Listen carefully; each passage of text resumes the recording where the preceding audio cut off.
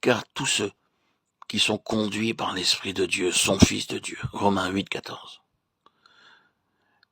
Cette expression extérieure de l'œuvre du Saint-Esprit dans nos vies, l'Esprit qui conduit, me conduit pas à pas dans le plan de Dieu. J'ai posé cette question à beaucoup d'érudits et de pasteurs. Dites-moi, comment trouvez-vous la volonté de Dieu? Ils sont troublés et ne peuvent pas répondre correctement. Bien qu'ils connaissent la Bible par cœur, lorsqu'on en vient à cette pierre de touche qui est la volonté de Dieu, très peu la connaissent. Pourtant, je trouve dans la Bible que c'est la chose la plus importante pour un chrétien, pour un croyant, parce que la vie entière du Seigneur Jésus-Christ fut vécue en faisant la volonté du Père. Jésus leur dit, ma nourriture est de faire la volonté de celui qui m'a envoyé et d'accomplir son œuvre. Jean 4, 34. Je ne puis rien faire de moi-même. D'après ce que j'entends, je juge et mon jugement est juste, parce que je ne cherche pas ma volonté, mais la volonté de celui qui m'a envoyé. Jean 5, 30. Car je suis descendu du ciel pour faire non ma volonté, mais la volonté de celui qui m'a envoyé. Jean 6, 38. Si quelqu'un veut faire sa volonté, il connaîtra si ma doctrine est de Dieu, ou si je parle de mon propre chef. Jean 7, 17. Celui qui m'a envoyé est avec moi. Il ne m'a pas laissé seul, parce que je fais toujours ce qui lui est agréable. Jean 8, 29. Nous savons que Dieu n'exauce point les pécheurs. Mais si quelqu'un l'honore et fait sa volonté, il l'exauce. Jean 9, 31. 6 références, et dans chaque référence, l'accent est mis sur la volonté de Dieu. Il est très important de trouver la volonté de Dieu et de la faire.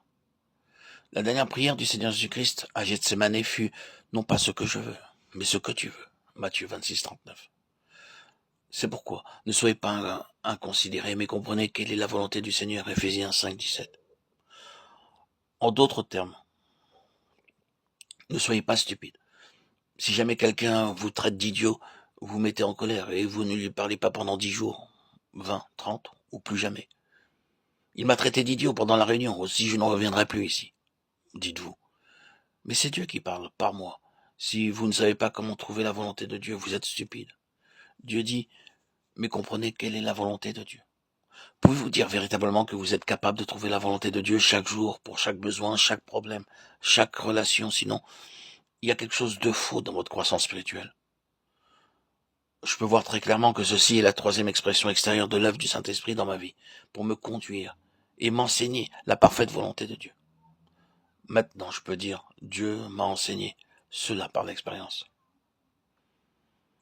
Un jour à Vancouver, au Canada, j'ai reçu un appel téléphonique et un homme me dit « Voulez-vous venir nous parler tel dimanche ?» Je dis « Voulez-vous avoir l'amabilité d'attendre un moment? Je vais consulter mon agenda et vous le faire savoir. » Je vis dans mon agenda que j'étais libre. Oui, je serais très heureux de venir parler ce dimanche. Mes amis entendent dire cela et ils me dirent « Vous ne priez pas pour trouver la volonté de Dieu avant d'accepter une invitation ?» Je dis « Il n'y a pas besoin de prier. Je suis disponible. Je n'y vais pas pour quelque travail mondain. C'est mon privilège de donner le message de Dieu et mon témoignage. Je n'y vais pas pour gaspiller mon temps. Mais ils dirent « Qu'en savez-vous? Dieu peut avoir un autre plan pour vous. » Je pensais qu'ils essayaient de me trouver en faute, aussi je fus offensé et ne les saluai plus pendant 2 semaines. Je ne leur dis rien, mais je cachais ma colère dans mon cœur. Au bout de 2 semaines, le Seigneur me tira l'oreille. Sais-tu comment trouver ma volonté? Je ne le savais pas. Bien qu'ayant lu la Bible 4 ou 5 fois et qu'étant complètement affranchi des plaisirs du monde, n'ayant aucun intérêt pour de telles choses, je ne pouvais pas dire véritablement « Je sais comment trouver la volonté de Dieu ». Ce fut un choc pour moi. Aussi je dis « Seigneur, maintenant je n'irai nulle part. Je ne ferai aucune réunion. Veux-tu m'apprendre à trouver ta volonté ?» J'allais sur la plage parmi les rochers et m'assis là toute la journée en priant. Seigneur, apprends-moi à trouver ta volonté, apprends-moi à trouver ta volonté. Je suivrai toutes tes voies.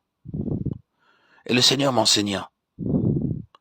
Si quelqu'un me pose la question, ici ou ailleurs, quel est, en tant que chrétien, votre plus grand privilège?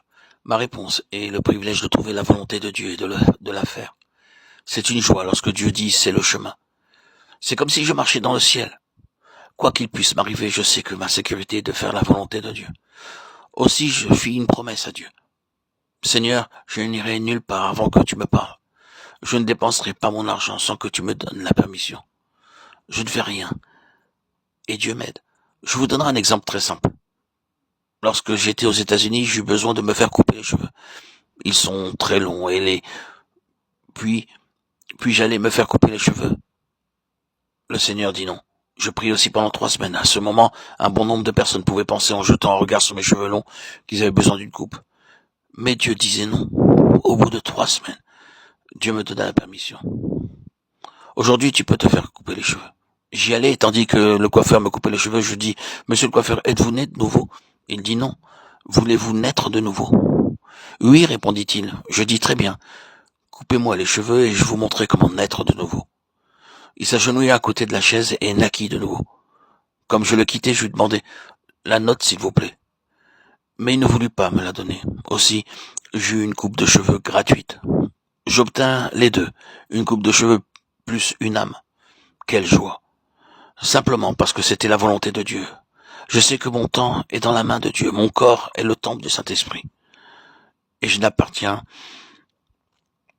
pas à moi-même, mais au Seigneur, seul, à son esprit. Nous ne nous appartenons pas à nous-mêmes. En tant que croyants, faites bien attention. Notre corps est son temple. Notre argent lui appartient ainsi que notre temps. Parce que le Seigneur a un double droit sur moi. Tout d'abord, il est mon créateur, il m'a créé, il m'a donné la vie. Deuxièmement, il est mon sauveur, selon Ésaïe 43, 1. Ainsi, parle maintenant l'Éternel qui t'a créé, ô Jacob, celui qui t'a formé, ô Israël. Ne crains rien, car je te rachète, je t'appelle par ton nom. Tu es à moi.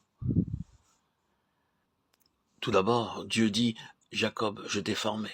Ce n'est pas ta mère, mais c'est moi qui t'ai créé. Je suis ton créateur.